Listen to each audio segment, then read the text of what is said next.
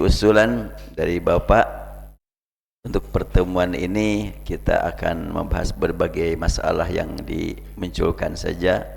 Antara lain, kita itu pertama harus betul-betul membuktikan, bukan cuma yakin. Insya Allah kita semuanya yakin Islam adalah solusi. Islam mempersatukan umat. Yang menjadi masalah, kok banyak orang yang mengkaji Islam malah berantem. Ada apa? Boleh jadi ada yang sesuatu yang memang perlu dibereskan. Tadi pagi saya ngisi pengajian di Masjid Multazam Cerifil. Temanya adalah modernity fikih Islam. Diawali dengan kalimat Al-yawma akmaltu lakum dinakum. Hari ini, kata Allah, aku sempurnakan buat kamu agamamu. Kesempurnaan dengan kalimat akmaltu itu artinya bahwa Islam ajaran yang menyeluruh, universal, komprehensif, menyelesaikan berbagai masalah umat dimanapun mereka berada, kapanpun mereka hidup. Ketika beberapa masalah dalam Islam dikaji malah jadi pertentangan, bahkan serang menyerang satu sama lain, berarti belum mampu kita buktikan apa hakikat akmaltu lakum. Belum lagi sampai kepada atmamtu alaikum. Kalimat akmaltu adalah kesempurnaan kuantitatif, atmamtu kesempurnaan kualitatif. Islam menyeluruh, mencakup semua solusi untuk semua masalah. Itu akmaltu. Dan solusinya semuanya sempurna, tidak ada kekurangan. Nah, sekarang ketika kita menemukan berbagai masalah di perjalanan, mungkin ada yang perlu ditinjau kembali pemahaman yang sudah ada. Makanya agar kita memang mampu memahami dan membuktikan hakikat kamaliyatil Islam, syumuliyatil Islam, dan juga tamamil Islam, yuk kita belajar kepada kehidupan Rasulullah dan para sahabat. Al-Quran ditafsirkan oleh hadis, hadis ditafsirkan oleh kehidupan para sahabat. Dan Rasulullah SAW sudah menegaskan, untuk memahami Al-Quran dengan benar, alaikum bisunnati wa sunnatil khulafa'ir rasyidin. Hendaklah kalian mengikuti sunnahku dan sunnah khulafa'ir rasyidin. Bagaimana cara membuktikan bahwa kita ikut sunnah Rasulullah SAW, ikuti sunnah khulafa'ir rasyidin? Ini saya akan bahas sekilas sajanya, maraton ajanya. Karena ini adalah merupakan terakhir pertama. Ya, maraton saja nih.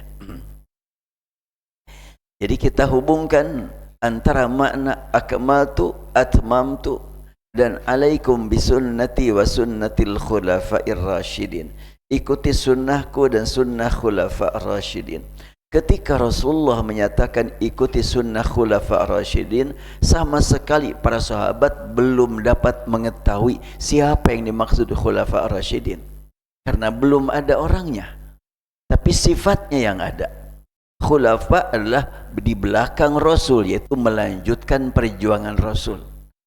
Rasyidin membawa petunjuk dari Allah dan Rasul. Mahdiyin, praktek mereka betul-betul ikut petunjuk, itu Mahdiyin. Hubungkan sekarang bagaimana Rasulullah menghadapi berbagai perkembangan hidup manusia yang dari waktu ke waktu terus bertumbuh, kan, bermunculan yang baru. Rasul mengingatkan.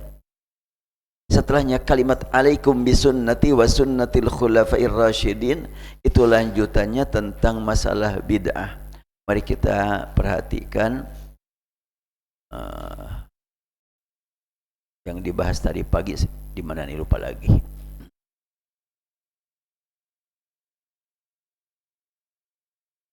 Ya, ini dari mulai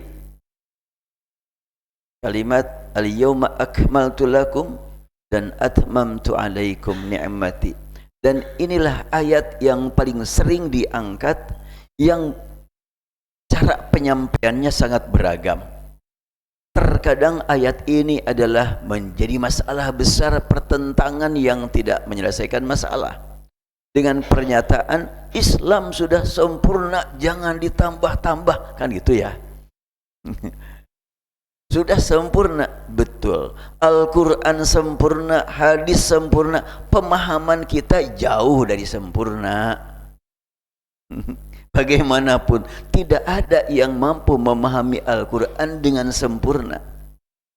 Para sahabat memahami Al-Quran sangat sesuai dengan tuntutan waktu mereka masih hidup. Para tabi'in memahami Al-Quran dan Sunnah sangat sesuai dengan tuntutan yang waktu mereka masih hidup. Masalah-masalah yang baru muncul tahun 2025 mereka nggak tahu. Gak mungkin sahabat berbicara apa perbedaan bank syariah dengan bank konvensional, gak mungkin.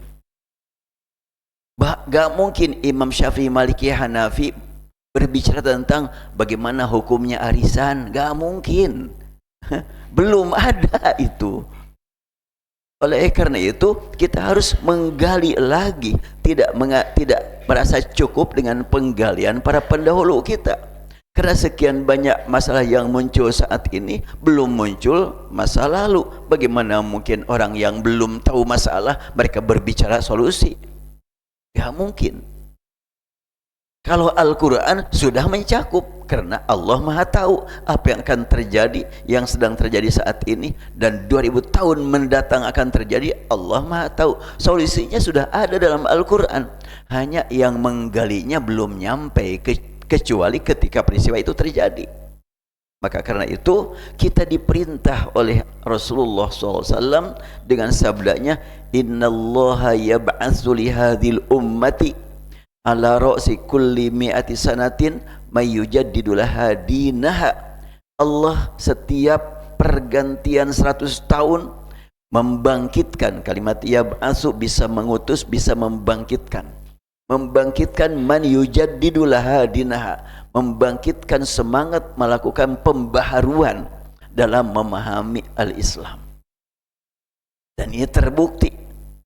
Saya kemarin malam Sabtu masih hadir di Dago dalam acara studi kitab I'tiqad A'immah Ahlil Hadis yang dibahas oleh salah seorang ulama dari Saudi bernama Syekh Dr. Abdullah bin Nasir Al-Mish'al. Saya ngobrol-ngobrol dengan beberapa teman tentang pemahaman masalah bid'ah. Waktu sarapan pagi, sarapan pada paginya, terasa sorenya. Iya, itu tong serius teuing atulah. Nah, ketika saya ngobrol dengan para ustadz, dan yang hadir peserta kemarin itu di atas 150-an saya yakin. Dan Syekh itu berbicara tanpa penerjemah karena habis waktu kalau pakai penerjemah. Jadi pesertanya siapa? Ya pesertanya semuanya guru bahasa Arab kok. Nah, ngobrol lah waktu sarapan tentang masalah bid'ah. Saya katakan, kita tidak boleh membatasi kullu bid'atin. Kullu bid'ah sudah kullu bid'ah. Tapi Ustaz dalam urusan ibadah kan, fil ibadah. Nah, tambahan Ustaz fil ibadah itu bid'ah, saya bilang.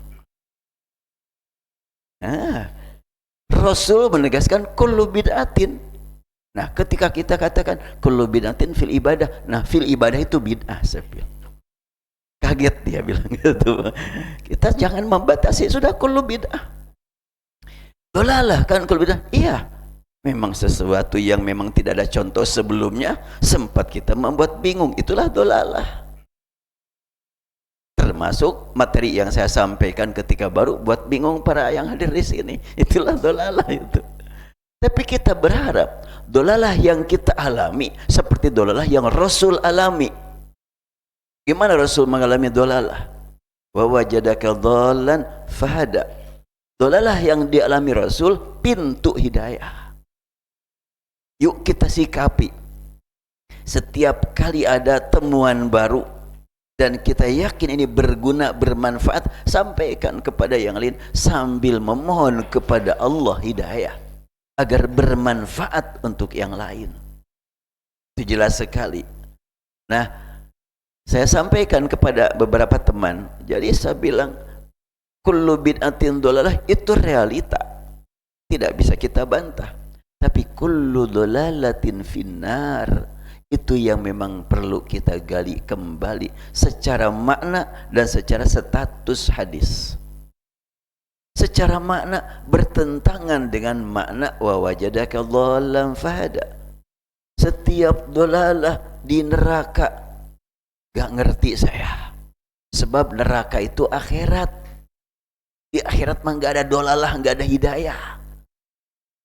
Dhalalah itu di dunia, hidayah juga di dunia. Di akhirat nggak ada dhalalah, nggak ada hidayah. Oh, maksudnya nggak begitu.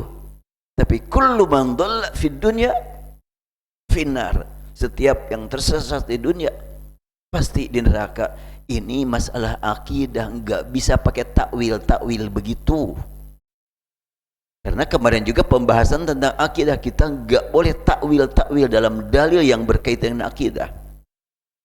Ar-Rahman al-Arsy istawa, jangan diganti istawa dengan istaula, itu takwil.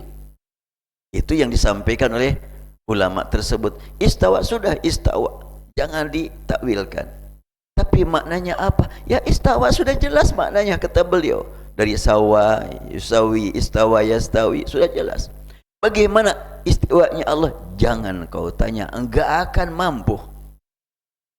Ya alhamdulillah saya juga beberapa kali menyampaikan begitu.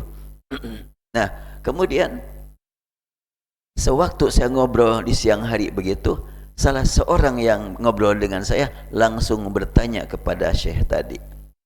Kami tadi pagi ngobrol-ngobrol terkait dengan masalah kullu bid'atin dhalalah, kullu dhalalatin finnar. Di antara kami ada yang menyatakan bahwa kullu dhalatin finnar itu adalah bertentangan dengan wa wajadaka dhallan fahada, dan kullu dhalatin finnar itu adalah tidak banyak yang meriwayatkannya. Bagaimana Syekh Dr. Abdullah Nasir menjawab? Memang kullu dhalalatin finnar idhafah syadzah, kata dia. Ini tambahan dari hadis yang memang aneh, menyendiri. Tidak ditemukan dalam riwayat Ahmad yang menyatakan kullu bid'atin dhalalah. Tidak juga ditemukan dalam Darimi, Muslim, Ibnu Majah, Abu Daud yang mengangkat kalimat kullu bid'atin dhalalah. Kullu dhalalatin finnar hanya terdapat dalam An-Nasa'i. Dan Syekh tadi menyatakan kalimat kullu dhalalatin finnar memang syadzah. Syadzah itu apa? Menyendiri. Tidak ada temannya. Artinya yang meriwayatkan cuma satu, yang lain tidak. Padahal yang lain mengangkat kalimat kullu bid'atin dhalalah, tapi kullu dhalatin finnar cuma satu. Kata beliau, ya ada yang menyatakan dhaif, ada yang menyatakan kuat. Cuma begitu saja. Jadi tidak mendukung dan tidak menghapus. Ya sangat bijak juga beliau. Cuma para peserta karena selalu mengangkat kullu dhalatin finnar itu sebagai ketetapan hukum, soalnya bid'ah neraka, ternyata dengan bahasan tadi dari Syekh, ya itu adalah hasil obrolan dengan saya, akhirnya ya agak reda lah. Nah, kita lanjutkan. Hadis Rasulullah riwayat Ibnu Majah menyatakan, Irbad berkata, Rasulullah qama fina Rasulullah zata yaumin fawa'adhana mau'izatan balighatan. Rasul satu hari berdiri dan menyampaikan nasihat. Kemudian nasihat tersebut sangat mantap, sangat dahsyat, sangat menggetarkan hati. Wajilat minhal qulub wa dharfat minhal uyun. Tergetar hati kami, berlinang air mata kami. Maka berkata seseorang di antara kami, wa altana ma'idatan muwaddi' fa'had ilaina bi'ahdin. Ya Rasulullah, engkau nyampaikan nasihat ini sangat luar biasa. Kami khawatir jangan-jangan ini nasihat terakhir. Tolong sampaikan kepada kami ya Rasulullah pesan yang paling pasti buat kami. Rasul bersabda, alaikum bitaqwallah. Kamu hendaklah bertakwa kepada Allah. Wassam'i wat ta'ah. Dengarkan dan taati. Jangan cuma iya saya udah dengar, nggak cukup. Taati dong. Jangan cuma dengar. Kan banyak yang begitu, iya udah saya dengar terus, ya udah dengar.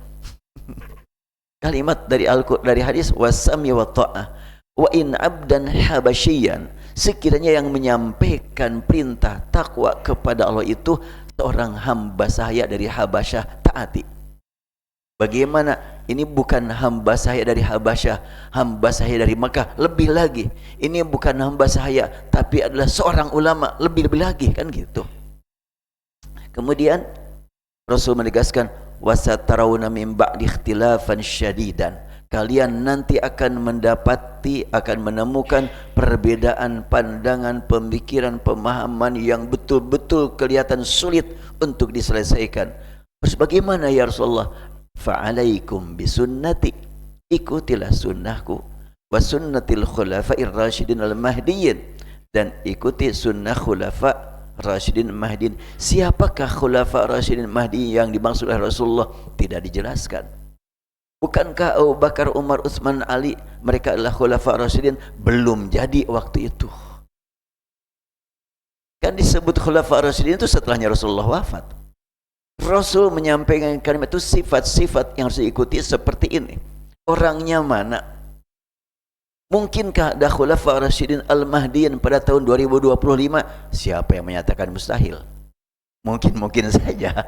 Kalau ada orang yang berjuang menegakkan syariat Allah dengan benar, kelakuannya, akhlaknya tepat, tidak mustahil sekarang juga ada. Karena Rasul tidak menyebutkan kapan zamannya, siapa orangnya.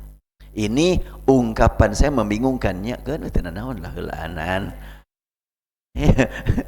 Ya karena orang lain tidak pernah berkata begitu kan.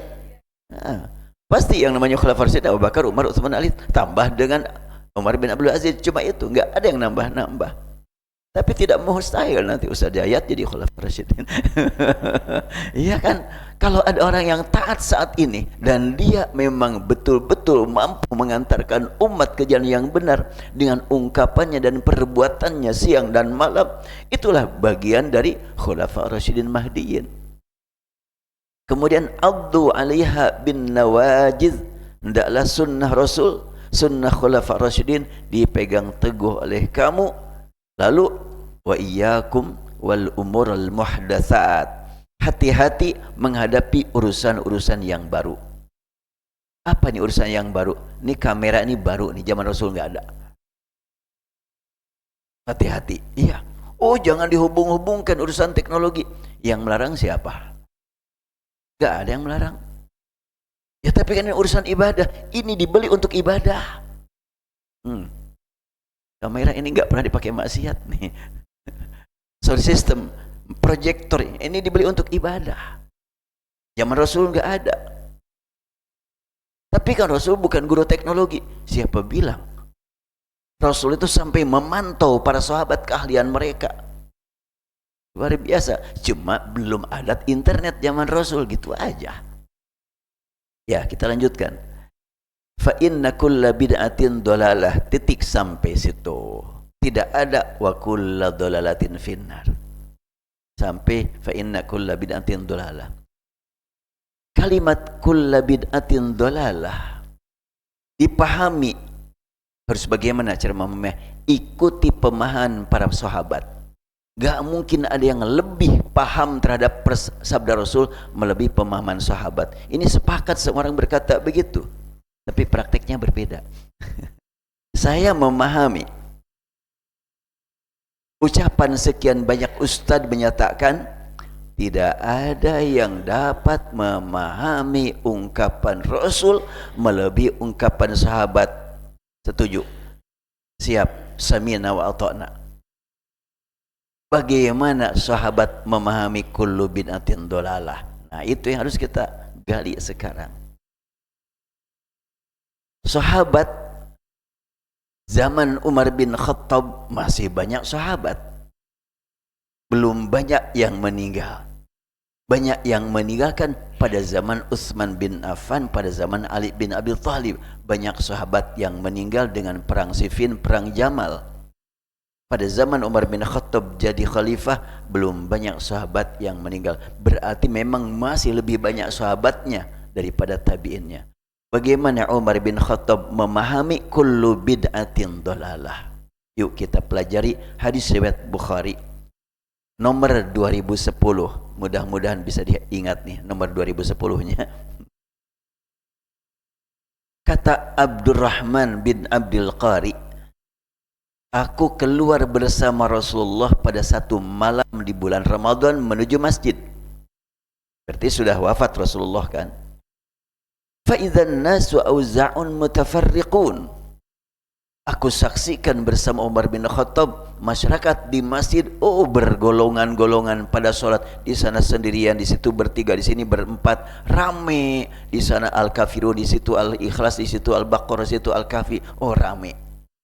Maka ketika Umar bin Khattab menyaksikan hal itu, yusalli rajul li nafsi wa yusalli rajul fa yusalli bi salati ar-rahtu, faqala Umar inni ara law jama'tu haula ala qari'in wahid.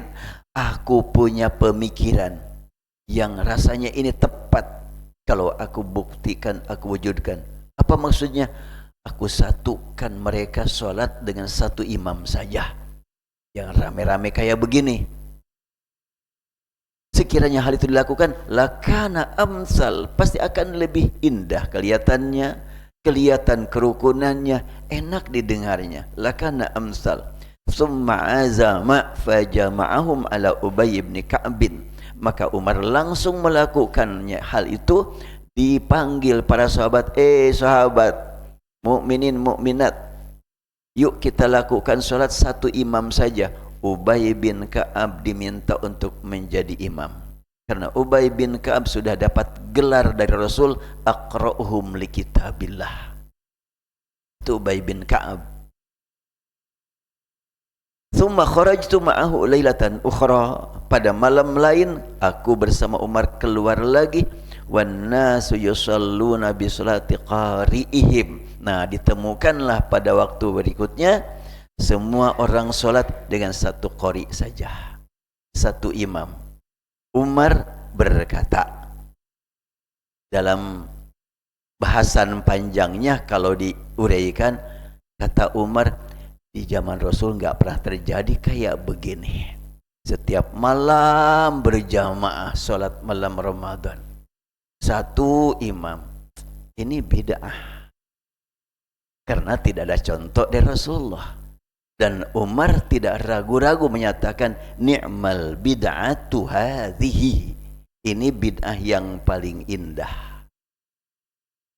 Dari situ maka dapat dipahami bahwa Umar memandang kalimat Rasul kullu bid'atin dhalalah bukan larangan mutlak perbuatan bid'ah. Tetapi janganlah berbuat bid'ah kecuali dengan taqarrub kepada Allah, kecuali dengan ilmu, kecuali dengan jelas manfaatnya. Jangan sampai bertentangan. Seperti yang dilakukan Umar. Dengan ilmu Umar berkata, ni'mal bid'ah. Dengan ilmu Umar menyatukan sholat satu imam setiap malam. Rasulullah melaksanakan sholat di malam Ramadan tanggal 24, tanggal 26, tanggal 28, tanggal 24 cuma sepertiga malam, tanggal 26 cuma setengah malam pakai cumanya. Berapa jam kira-kira tuh? Ya, tanggal 24 berarti kurang lebih 3 jam. Ya, tanggal 26 kurang lebih 5 jam. Dan tanggal 28 semalam penuh. Itulah praktek Rasulullah. Dan tidak terus-menerus setiap malam.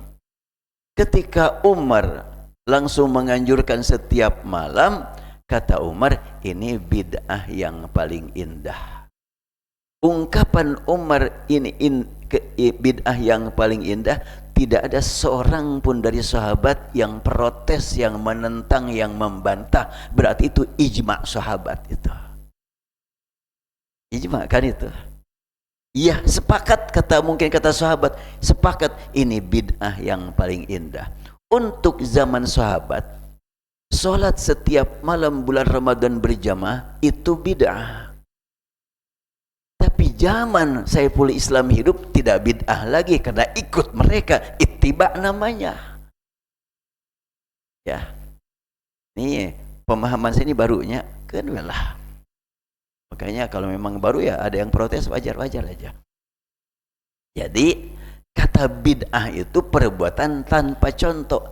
Zaman sahabat belum ada contoh, maka ketika Umar langsung menetapkan yuk satu imam, itu bid'ah. Kata Umar, bukan kata yang lain. Dan sahabat setuju menyatakan bid'ah. Tapi bid'ah waktu itu, sekarang untuk kita tidak bid'ah, tapi termasuk ittiba sunnah khulafa rasyidin. Buat kita ikut sunnah khulafa rasyidin, buat kita, buat sahabat bid'ah. Jadi bid'ah itu ada batasan waktunya. Makanya kalau para penyair, disebut penyair Arab, dia bikin syair niru, itu diserang, harusnya bid'ah. Para penyair kalau enggak bid'ah akan ditolak, harus bid'ah. Arti bid'ah itu kreasi, inovasi baru, gak bisa ikut-ikutan. Makanya kullu bid'atin dhalalah, sesuai dengan praktek para sahabat, salat malam Ramadan setiap malam dinyatakan bid'ah oleh Umar bin Khattab, berarti kullu bid'atin dhalalah, sabda Rasul, tidak dipahami sahabat sebagai larangan bid'ah mutlak. Tetapi hati-hati dengan berbuat bid'ah. Ya. Nah, kemudian kata Umar bin Khattab, ini ada lanjutannya. Ketika Umar bin Khattab radhiyallahu anhu menyaksikan sekian banyak sahabat salat bermakmum kepada seorang imam, beliau ngasih komen. Wallati yanamuna anha afdalu minallati yaqumun. Orang yang saat ini tidur karena ingin sholat di akhir malam lebih utama daripada yang saat ini sholat nanti tidur. Yang disebut bahasa sekarangnya taraweh. Bahkan ada pernyataan di dalam Ramadan tidak ada tahajud, yang ada taraweh. Keunwilah tenanon, yang pentingnya sholat lah. Gak usah kita rame dengan nama. Yang pentingnya sholat. Sebab nama taraweh itu sendiri bid'ah. Dan zaman Rasul mah gak ada tarawih. Coba cari hadis yang mengandung kata tarawih, gak ada. Oh, sok-sokan Saiful Islam ngomong begitu, emang sudah baca hadis semuanya. Kan sekarang meminta bantuan ke teknologi. Tinggal dicari. Di sini umpamanya saya tulis di sini, umpamanya kata at-tarawih, tinggal ditulis saja tarawih. Ada enggak? Muncul enggak? Nah, ini adalah 9 kitab hadis. Kita ambil semua kitab hadis. Ada berapa di sini? Ada enggak kata tarawih di sini? Paling kata tarawih itu dalam babut tarawih, bukan qala Rasulullah tarawih. Nah, ini kan kata tarawih kata siapa nih? Bukan kata Rasul. Wa imranul abdi kanu yusalluna khamsa tarawih. Faiza dakhala asyu zadu. Ini bukan sabda Rasul ini. Ini kata perawi. Kemudian dalam hadis, dalam kalimat yang lain, nih apalah? Bab man kariha sholata bainat tarawih. Bukan Rasul yang bersabda. Rasul tidak pernah menyatakan kata tarawih. Tapi perawi yang menyebutkan kata tarawih. Ini keterangan tentang hadis. Langsung kelihatan. Nih dari 171 kitab hadis. Jadi dengan adanya teknologi ini gak perlu keluarkan uang ratusan juta ingin dapat kitab 171 kitab hadis. Cukup ngambil dari Google aja. Makanya saya sendiri sudah ikrar lah gitu, berkali-kali bahkan ditulis ikrar saya. Tulisan saya itu bukan untuk cari duit, tapi diwakafkan, dan insya Allah nanti akan ditampilkan buku saya itu ditampilkan dengan maktabah, dengan perpustakaan, sehingga gampang mencarinya. Nah, kayak begini kan kitabnya nanti, tinggal buka langsung kan gitu, mudah. Sekarang mau nyari bab apa, tinggal diklik di sini, muncul babnya. Siapa yang ngerjain? Saya emang nggak tahu, bukan ahlinya. Tapi ya dengan cara seperti ini insya Allah lebih mudah. Dan nanti akan sedang disusun saat ini. Saya ingat-ingat saya tulis judul buku yang sudah saya tulis lebih dari 40 judul, tapi nggak ada. Filenya cuma sedikit yang ada. Yang file yang masih ada ya adalah sekitar 30-an. Nanti berarti akan dibikin seperti ini semuanya insya Allah.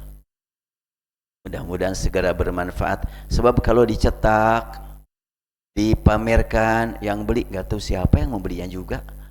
Kalau begini mah bagi-bagikan sudah selesai, bermanfaat insya Allah. Dan nanti kalau umpamanya ada yang mau infak, silahkan ke rekening pesantren, bukan ke rekening saya, ke rekening pesantren saja. Baik, saya lanjutkan.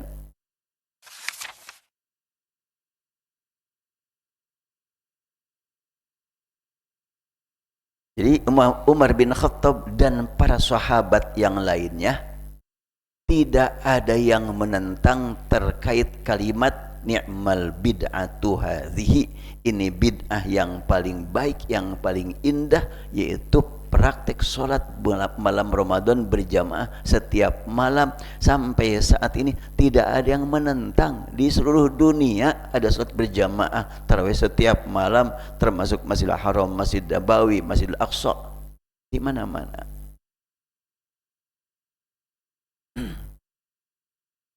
Jadi kalau begitu caranya bagaimana kita membuat yang baru bermanfaat, sebagaimana Umar bin Khattab membuat yang baru dan bermanfaat. Supaya kita tidak menyimpang, mari perhatikan hadis Rasulullah yang ini juga pemahaman saya berbeda, enggak apa-apalah. Man ahdatsa fi amrina hadza ma laisa fihi fahuwa raddun. Siapa yang melakukan satu perbuatan baru fi amrina, dalam urusan ibadah, melaksanakan Islam, ma laisa fihi, prakteknya sama sekali tidak ada dalam Islam, raddun, ditolak. Bagaimana sekarang?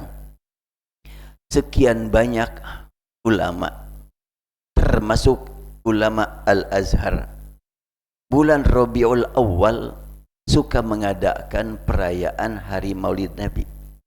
Itu ulama Al-Azhar. Itu adalah muhdats. Ahdatsa, muhdas baru. Fi amrina, ya jelas untuk membuktikan cinta Rasul. Apakah rodun? Sebentar. Apakah itu termasuk ma laisa fihi? Enggak ada acara yang ma laisa fihi. Ceramah, kajian Quran, kajian hadis, pameran buku-buku Islami, semuanya adalah fil Islam semuanya. Kalau begitu tidak rodun. Yang rodun itu niat ibadah, acara baru diambil dari luar Islam, itu rodun. Umpamanya mengadakan acara Maulid Nabi di masjid dengan joget-joget, nah itu rodun itu. Oh, saya mah ekspresi cinta Rasul, saking bahagianya joget. Enggak, itu mah rodun, itu mah enggak pernah ada dalam Islam, joget-joget enggak ada. Atau dengan cara yang lain, apalagi banyaklah, itu rodun. Kalau umpamanya acara peringatan Maulid Nabi, baca Quran, baca hadis, ceramah, kemudian sedekah, yang laisa fihinya apa? Yang tidak ada dalam Islamnya apa? Semuanya ada dalam Islam, maka tidak rodun. Ini pemahaman saya yang boleh jadi ditolak oleh yang hadir di sini. Enggak apa-apa ditolak mah enggak. Yang namanya memang sesuatu yang baru itu akan dihadapkan kepada yang memang membingungkan, tapi insya Allah ini adalah bukan membingungkan. Hadis kedua, ini hadis riwayat Bukhari, hadis riwayat Muslim. man ahdatsa fi amrina hadza ma laysa minhu fahuwa raddun. Siapa yang membuat acara baru nggak ada contohnya dari Rasulullah, untuk apa? Fi amrina, untuk Islam. Acaranya seperti apa?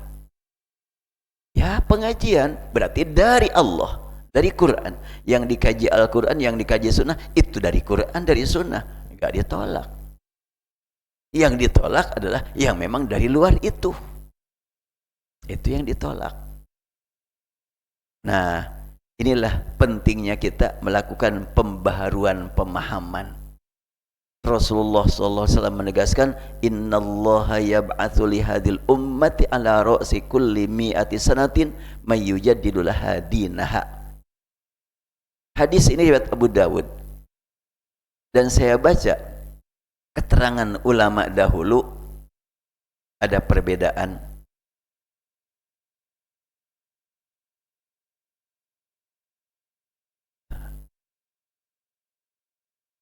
Kita lihat umpamanya keterangan dari Aunul Ma'bud sendiri.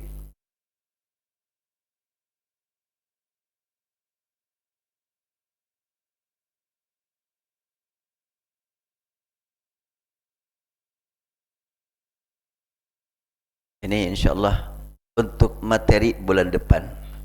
Ini judulnya antara lain ini, Modernity Fikih Islam.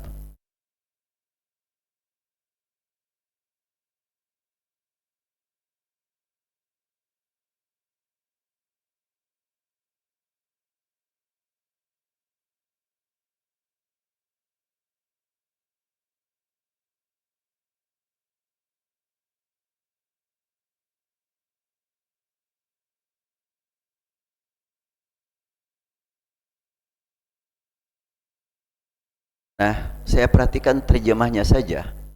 Terjemahnya pun sulit untuk bisa diterima langsung. Innallaha yab'atsu li hadhil ummati. Sesungguhnya kalimatnya Rasulullah bersabda, setiap 100 tahun Allah mengutus kepada umat ini seseorang yang akan memperbaharui agama ini dari penyimpangan. Itu terjemahan yang beredar. Gak tahu kalimat penyimpangan itu terjemahan apa, gak ada di sini. Maka saya terjemahkan berbeda sesuai dengan kalimatnya saja. Innallah, sungguhnya Allah, yab'atsu, mengutus, lihadil ummah, untuk umat ini, ala ra'si kulli mi'ati sanatin, setiap awal pergantian 100 tahun, man yujaddidu, orang yang memperbaharui. Man itu orang, tidak seseorang. Kalau man itu bisa satu orang, bisa 10 orang, bisa satu generasi, bisa satu kelompok, bisa satu organisasi. Man amila sholihan, umum. Makanya saya katakan orang yang memperbaharui baginya umat ini agamanya, memperbaharui agama. Dan keterangan ini kita perhatikan nih, ada sudah disyarahkan hadis ini. Antara lain As-Siddiqi, penulis kitab Aunul Ma'bud, syarah Abu Dawud, menyatakan apa yang dimaksud dengan yujaddidul hadinha, ay yubayyinu sunnah minal bid'ah wa yuksiru ilma wa yansuru ahla wa yaksiru ahlal bid'ati wa yudhilluhum. Apa artinya? Menjelaskan. Jadi yujaddidul hadinah, kata dia, menjelaskan perbedaan sunnah dari bid'ah dan memperbanyak ilmu serta mendukung ahlinya dan melumpuhkan ahli bid'ah serta menghinakan mereka. Ini tafsiran As-Siddiqi terhadap hadis. Sekiranya hal itu dipakai, kita mempertanyakan mengapa penjelasan tentang pembaharuan agama tidak berhubungan dengan agama. Kan hadisnya yujaddidul hadinah, bukan sunnah dan bid'ah. Ini tambahan dari dia. Akan tetapi cenderung menyeru umat untuk kembali kepada sunnah secara khusus. Padahal hadis ini tidak menyebut kata sunnah, melainkan menyebut dinaha, yaitu agamanya. Apakah seruan kembali kepada sunnah hanya dilakukan 100 tahun sekali, padahal penyimpangan dari sunnah terjadi setiap hari? Terus sungguh seruan untuk kembali kepada sunnah berlangsung setiap hari tanpa pernah berhenti, baik di perkotaan atau di pelosok pedesaan. Dakwah menyeru untuk menuju sunnah terus berlangsung di seluruh negara muslimin, yang dilakukan bukan hanya oleh seorang mujahid, akan tetapi oleh para dai dengan jumlah yang tidak terhitung. Apakah yang dimaksud dengan pembaharuan agama ini terbatas pada penjelasan tentang sunnah? Padahal sunnah adalah tafsir untuk Al-Quran. Mengapa ada kalimat melumpuhkan ahli bid'ah dalam kalimat tadi? Apakah lawan sunnah itu adalah bid'ah? Ini buat saya untuk sementara ya, lawan bid'ah bukan sunnah. Kenapa? Sunnah itu banyak arti. Sunnatullah, Al-Quran menyebutkan sunnatullahi allati qad khalat min qabl wa lan tajida li sunnatillahi tabdila. Ada sunnatul awwalin ya dalam Al-Quran. Qad khalat sunnatul awwalin.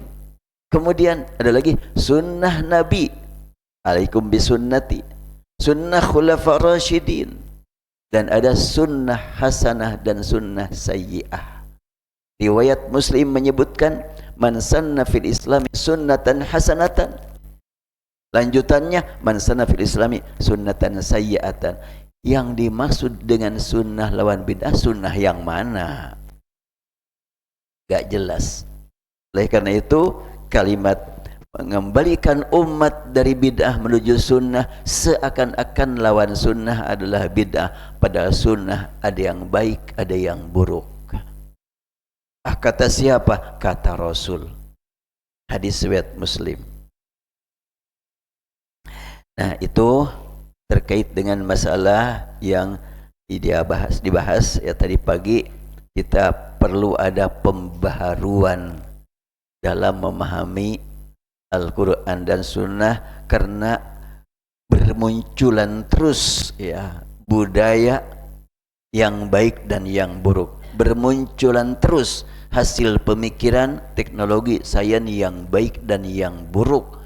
Oleh karena itu kita gali lagi Al-Quran dan Sunnah dengan tidak mengurangi rasa hormat takzim kepada para pendahulu kita, tapi kita tidak boleh hanya menganggap cukup dengan yang sudah ada, karena akan bermunculan terus masalah yang perlu solusi. Kita yakini Islam adalah solusi untuk semua problem yang dihadapi di seluruh dunia. Untuk membuktikan bahwa Al-Quran mukjizat abadi, Islam adalah merupakan solusi yang universal, maka kita dituntut untuk terus menggali. Oleh karena itu perlu ada kajian Al-Quran, kajian Sunnah dengan memperhatikan bahasa aslinya.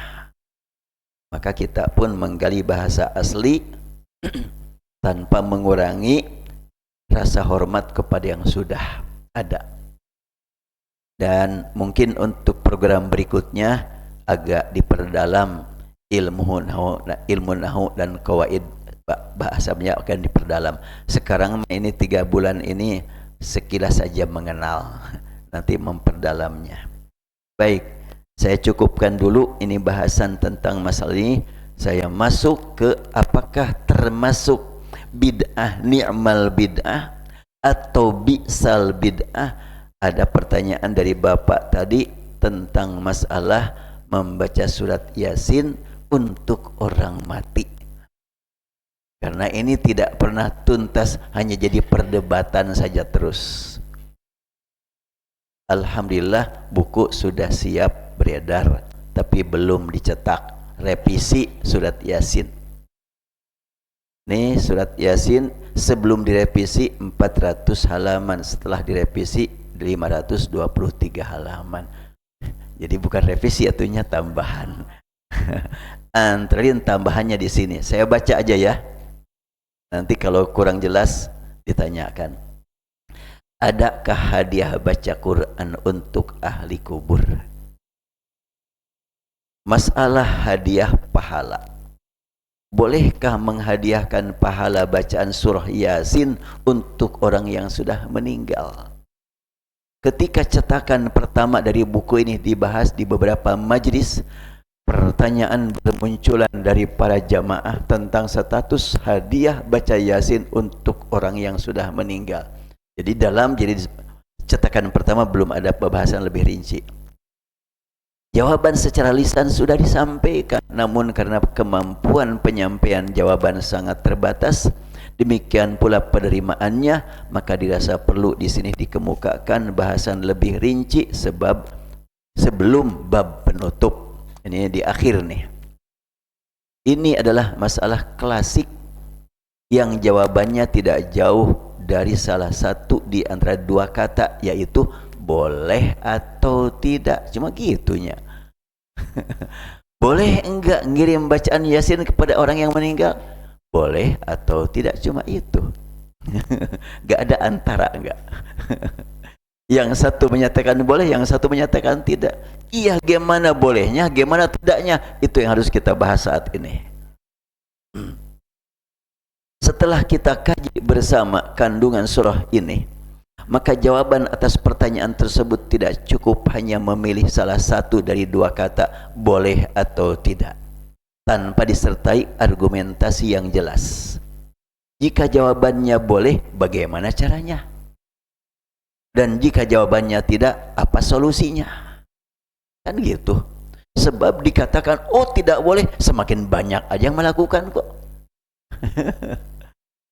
Dikatakan boleh, tetap aja yang di sana enggak. Nah, kita setelahnya mengkaji Quran di kuliah ulumul Quran, diharap semuanya bisa memberikan pencerahan, walaupun tidak akan sangat memuaskannya, paling tidak ada upaya.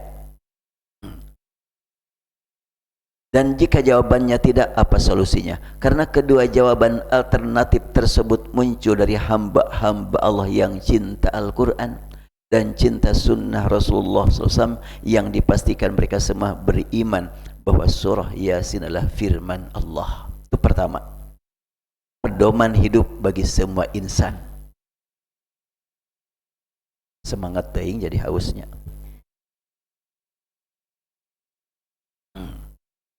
Ya, pertama kita sekarang kita gali karakteristik 5 rukun Islam untuk mengarah kepada bagaimana kalau boleh, bagaimana kalau tidak. Yuk kita kaji karakteristik 5 rukun Islam yang disepakati ulama.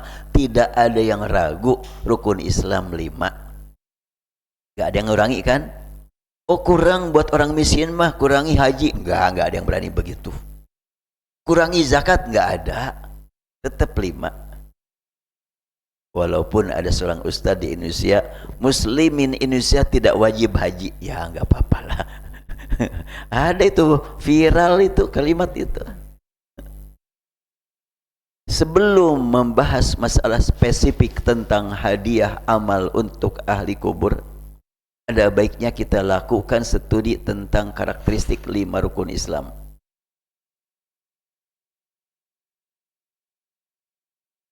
Meski penggunaan kata rukun itu sendiri adalah satu pemikiran dari ulama. Ini kata rukun itu dari ulama ya.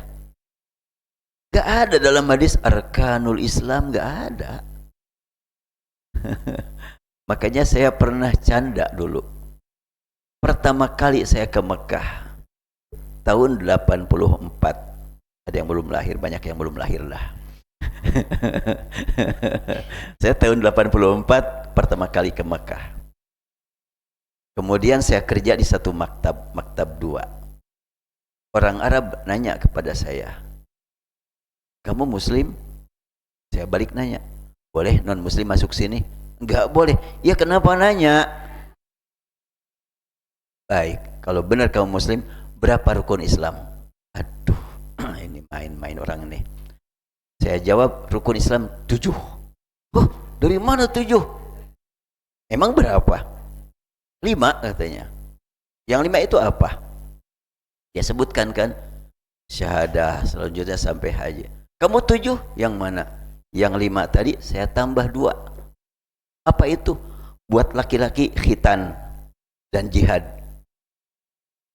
Kenapa kamu begitu? Habis hadis yang kau bacakan tidak menyebut rukun, saya bilang. Kalau hadis yang kau bacakan arkanul Islam, qala Rasulullah arkanul Islam khamsah, kan enggak begitu. Akhirnya kata dia, wallahi anta ifrit. Apa artinya ifrit? Ifrit itu kan cerdas. Kamu cerdas sekali katanya. Ya, saya habis dia berkata begitu, ya udah akhirnya saya candain gitu. Ya, saya lanjutkan. Jadi kata rukun itu sendiri pemikiran ulama, tapi disepakati enggak ada masalah. Alhamdulillah sudah selesai. Itu termasuk ni'mal bid'ah itunya. Karena sudah jelas baiklah gitu, itu bukan dari Rasul, enggak ada masalah. Namun mereka sepakat menggunakan karena berdasarkan kepada hadis Rasulullah. Rasulullah bersabda, bunyal Islam ala khamsin syahadati alla ilallah, dan selanjutnya sampai wa shaumi Ramadan, rawahul Bukhari dan Muslim. Kelima rukun tersebut masing-masing memiliki keistimewaan dan memiliki karakter yang berbeda, namun sangat berhubungan erat antara satu dengan lainnya. Pertama, rukun pertama, syahadat. Membaca dua kalimat syahadah yaitu kunci pintu masuk Islam atau password yang sangat ringan diucapkan dan dapat dilaksanakan setiap waktu tanpa pilih tempat, sehingga tiada seorang pun diakui sebagai umat Islam tanpa mengucapkan dua kalimat syahadat ini. Password ini tidak dapat dikurangi atau tidak pula dapat ditangguhkan waktunya, apalagi diwakilkan kepada orang lain dengan alasan apapun. Syahadat harus sendiri-sendiri, dan enggak ada syahadat dikosor, enggak ada. Atau diqadha, enggak ada. Karena memang ringan, bisa diucapkan di mana saja, kapan saja, oleh siapapun. Itu rukun pertama, paling ringan, sudah enggak ada keringanan lagi. Rukun kedua, solat. Menegakkan solat dengan memperhatikan syarat dan rukun tertentu. Karena solat ditentukan waktunya, maka untuk kondisi tertentu seseorang mendapat keringanan yang disebut dengan jamak dan qasar. Semua dilakukan sesuai kondisi dan kemampuan, berdiri, duduk, berbaring, atau kondisi lainnya. Namun demikian, kewajiban solat tiada perbedaan antar seseorang dengan lainnya, seperti orang miskin dengan orang kaya, orang sakit dengan orang sehat, pemimpin atau rakyat. Berbeda dengan rukun ketiga, yaitu zakat. Ini keistimewaan beda-beda. Zakat bagaimana? Zakat diwajibkan atas semua orang beriman dengan memperhatikan kemampuan masing-masing yang tidak sama. Kewajiban zakat atas orang kaya berbeda dengan kewajiban atas orang miskin. Bagi orang yang tidak mampu sama sekali, maka Allah mengampuni mereka, namun kewajiban tetap tidak terhapus, karena zakat pembersihan jiwa adalah keperluan setiap orang beriman, dan kebiasaan berinfak adalah salah satu tanda muttaqin. Wa mimma razaqnahum yunfikun, kan? Orang miskin beriman pasti merindukan kemampuan berzakat atau infak fisabilillah, sebab meninggalkan kewajiban berinfak adalah penyebab utama munculnya rasa penyesalan yang diderita di alam kubur. Al-Quran menggambarkan, wa anfiqu mimma razaqnakum min qabli an ya'tiya ahadakumul mautu fayaqula rabbi laula akhartani ila ajalin qaribin fa asaddaqu wa akum minas salihin.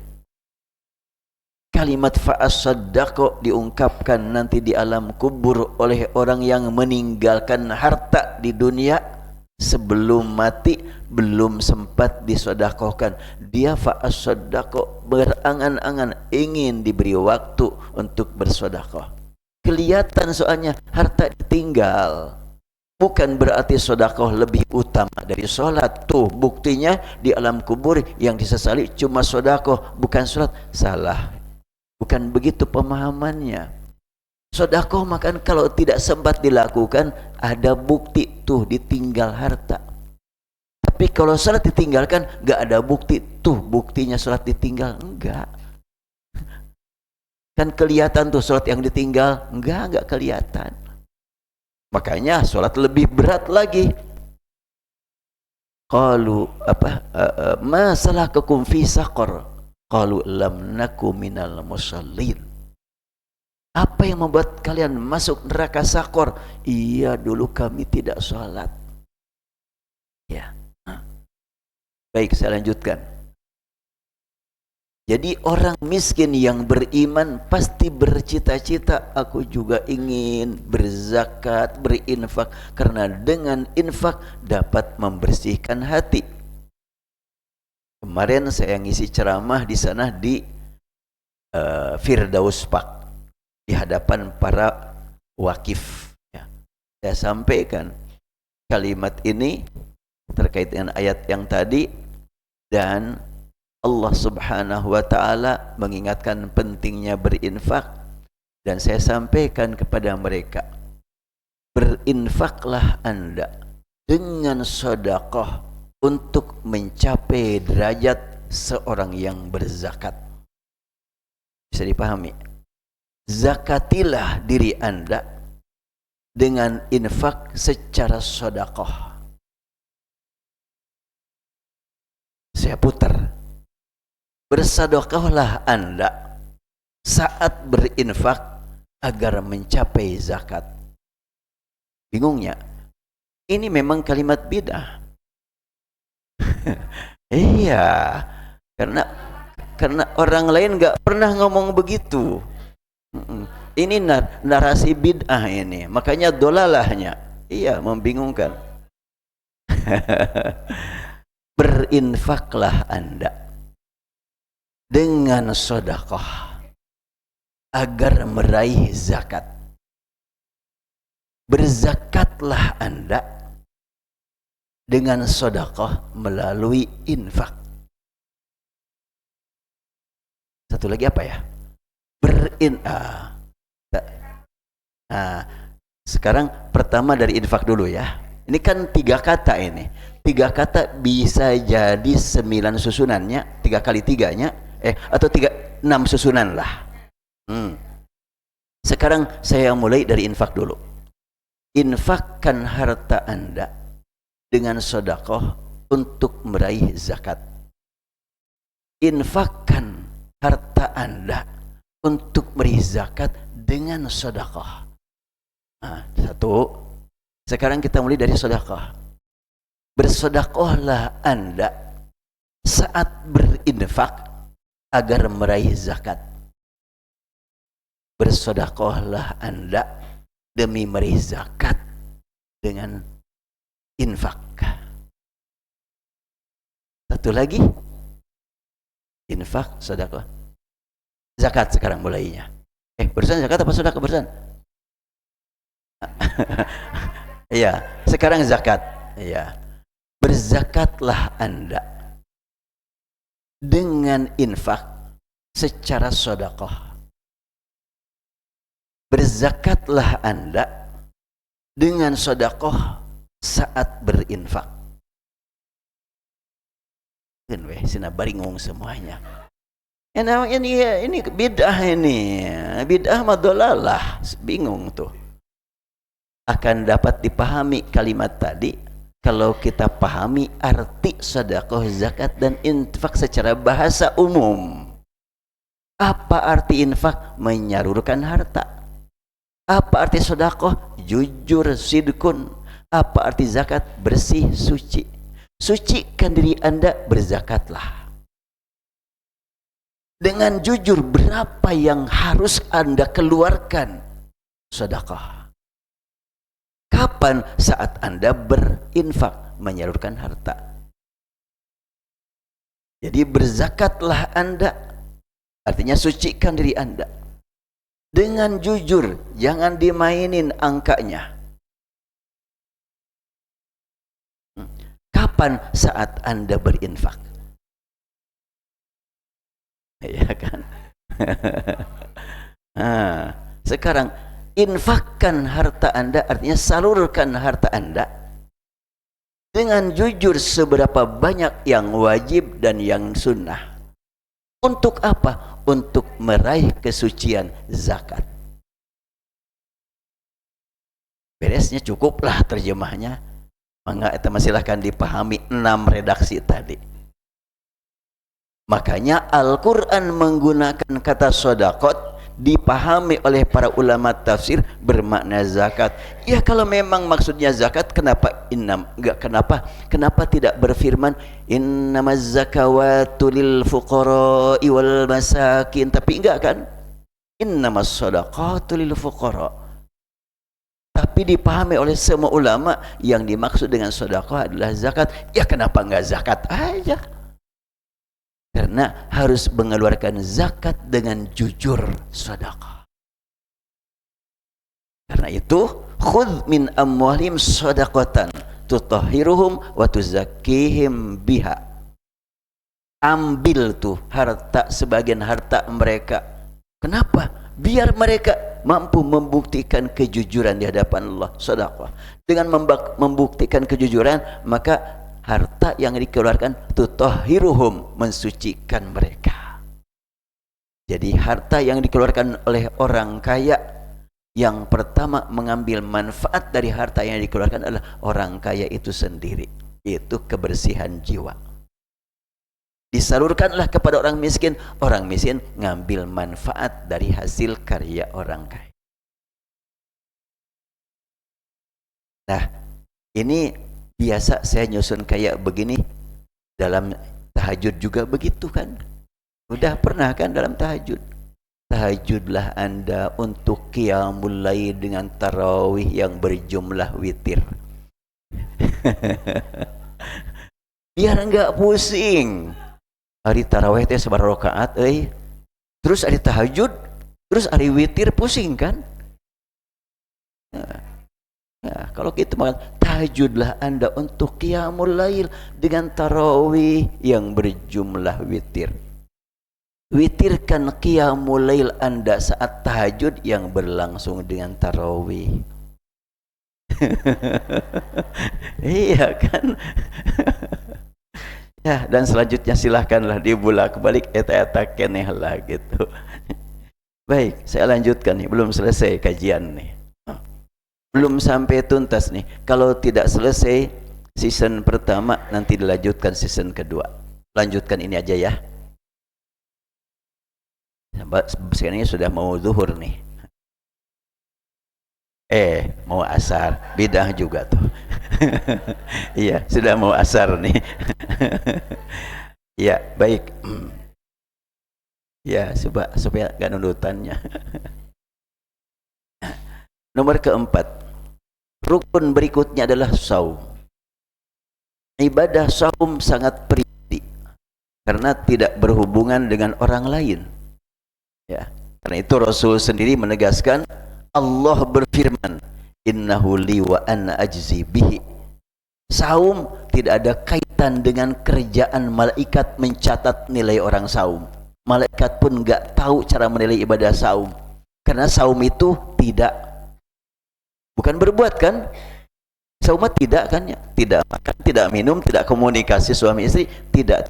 Yang namanya tidak enggak kelihatan. Yang namanya kelihatan itu yang iya. Dia udah pergi, ya tuh kelihatan. Dia udah makan, ya tuh sudah kenyang. Tapi tidak, ya tidak kelihatan. Oleh karena itu maka tidak ada yang dapat menilai saum seseorang kecuali yang maha tahu tentang hati pelaksana saum, Allah subhanahu wa ta'ala. Dan akan diketahui nilainya nanti aja saat bertemu dengan Allah langsung. Ibadah saum sangat pribadi karena tidak berhubungan dengan orang lain. Saum ditetapkan pada waktu tertentu dan hanya dapat dilaksanakan dengan dukungan kesehatan. Jika pada waktunya tidak dapat dilaksanakan karena alasan syar'i, maka ibadah tersebut dapat diqadha pada waktu lain. Namun nanti dilanjutkan setelah asar. Sebentar lagi azan. Ya? Masih lama. Jam berapa sekarang? Oh iya, seberapa jam lagi? Baik. Baik. Kalau terdengar azan jangan kagetnya. Namun jika seseorang yang punya utang saum wafat sebelum mengqadha, apa yang mesti dilakukan keluarga yang menyayanginya? Hadis riwayat Bukhari dan Muslim di atas menegaskan bahwa wali, ini sudah dibahas nih sebelumnya nih, bahwa wali atau keluarga terdekat dapat mengqadha atau melaksanakan ibadah saum atas nama orang yang telah meninggal. Umumnya orang tidak berbicara mengqadha, tapi fidyah. Padahal fidyah itu dibayar bila tidak mampu mengqadha. Wa 'alal ladzina yutiqunahu fidyatun. Tidak mampu mengqadha, fidyah. Ini mampu mengqadha, kenapa dibayar fidyah?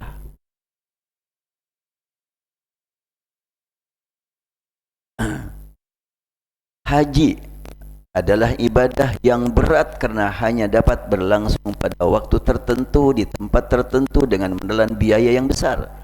Ketentuan tempat dan waktu serta dana yang besar membuat jutaan umat Islam tidak dapat melaksanakannya meski mereka sangat berharap untuk dapat menunaikannya.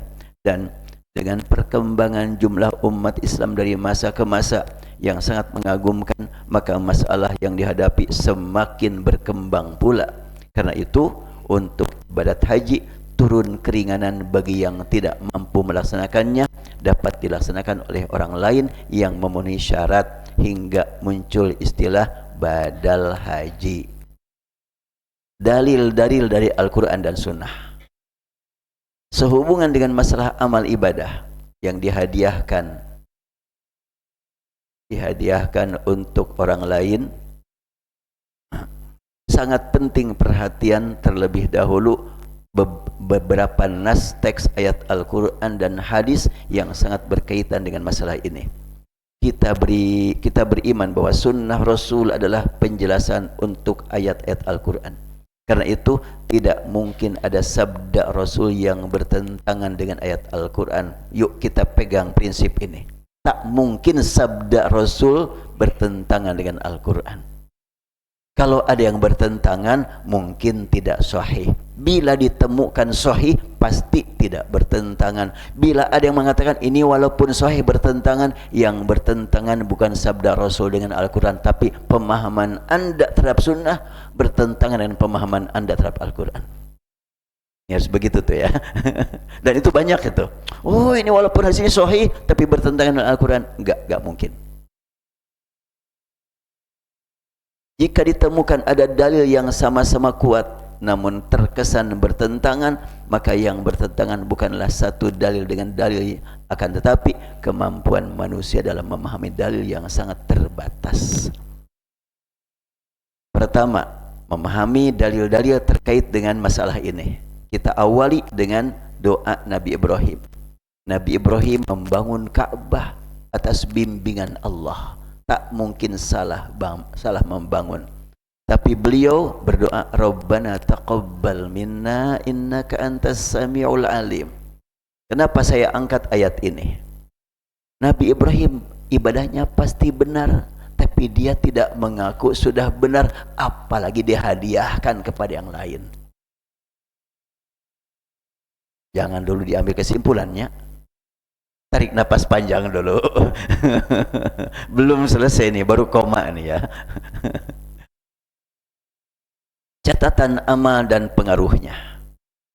Allah Subhanahu wa taala menegaskan, "Inna nahnu nuhyil mauta wa naktubu ma qaddamu wa atharahum wa kulla syai'in ahsaynahu fi imamin mubin." Sesungguhnya kamilah yang menghidupkan orang-orang mati dan mencatat apa yang sudah mereka lalui serta pengaruh perbuatan mereka. Jadi kita berjuang, ada pengaruhnya begitu banyak manfaatnya, itu ngalir terus pahala kepada yang berjuang dari pengaruhnya itu sendiri. Umpamanya sekarang ini sudah dibangun gedung ini, siapa yang membangun, sekian banyak terlibat, niat semata-mata karena Allah, bermanfaat dari hasil ilmu di sini, memanfaatkan gedung, tersebar kemana-mana, itu mengalir terus kepada yang membangun ini. Luar biasa ya.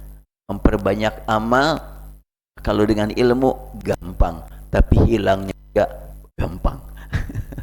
Hilangnya amal gampang. Nah, kita lanjutkan. Pahala dari hasil usaha sendiri. Wa allaisa lil insan illa ma sa'a. Ini yang paling sering diangkat ayat ini. Bahwa manusia hanya memperoleh apa yang telah diusahakan. Terus hadis berikutnya, 3 amal yang berkesinambungan. Rasulullah bersabda, "Idza matal insanu qata'a anhu amalu illa min salasah, illa min sadaqatin jariyah aw ilmin yuntafa'u bihi aw waladin shalihin yad'ulah." Orang meninggal selesai sudah, tidak bisa memperbanyak amal buat persiapan masa depan. Tapi gimana kalau hari ini terakhir, besok sudah tidak lagi, masih ada waktu sekarang, lakukan 3 hal ini. Sedekah jariyah, ilmu yang dimanfaatkan, anak soleh yang mendoakan. Bila semuanya ingin dicapai dengan 1 amal, sedangkan sedekah jariyah ke Maqdis. Kenapa? Sedekah jariyah ke Maqdis jelas untuk mengembangkan ilmu, melahirkan generasi salihin yang akan berdoa. Tapi kan bukan anaknya. Hadis tidak menyebut anaknya. Mohon maaf nih. Ini penting manhaj memahami sunnah seperti ini. Kalimat waladin salihin yad'u lahu, anak soleh yang mendoakan. Anak siapa terserah. Ya kan? Kalau sekiranya hadis berbunyi waladihis salih, anaknya yang soleh.